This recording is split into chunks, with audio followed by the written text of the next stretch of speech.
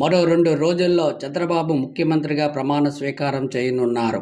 భారత ప్రధాని నరేంద్ర మోడీ ప్రమాణ స్వీకారం పూర్తయింది. కాగా కేంద్ర కేబినెట్లో బెర్తల కోసం ఢిల్లీలో బిజీగా గడిపిన చంద్రబాబు ఇప్పుడు రాష్ట్ర కేబినెట్లో కూర్పుపై ప్రత్యేక దృష్టి సారించారు. దానికి తగ్గట్టుగా కసరత్తుల ముమ్మరం చేసే పనిలో నిమగ్నమయ్యారు.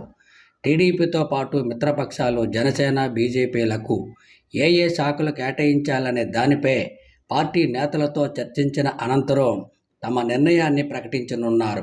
అయితే పవన్ కళ్యాణ్ తమకు 4 మంత్రి పదవులు ఇవ్వాలని డిమాండ్ చేసినట్టు తెలుస్తుంది.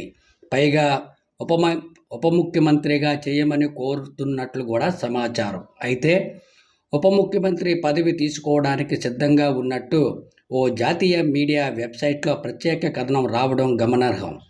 మోదీ ప్రమాణ స్వీకారానికి హాజరైన పవన్ కళ్యాణ్ కూడా డిప్యూటీ సీఎం పోస్టుపై వ్యాఖ్యానించారని సదరు వెబ్సైట్ ప్రచురించడమే కాకుండా దాన్ని చంద్రబాబు అనుకూల మీడియాలో కూడా తాజాగా ధృవీకరించినట్టు తెలుస్తుంది.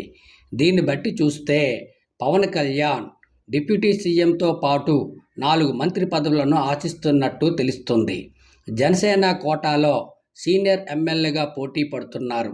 కొనతల రామకృష్ణ, నాదెండ్ల మనోహర్, మండలి బుద్ధప్రసాద్, పంచకర్ల రమేష్, బొమ్మడి నాయకర్ తదితరులు రేసులో ఉన్నట్టు తెలుస్తోంది. అయితే జనసేనకు మంత్రి పదవులు రావాలంటే చంద్రబాబు ఆమోదం ఉండాలి.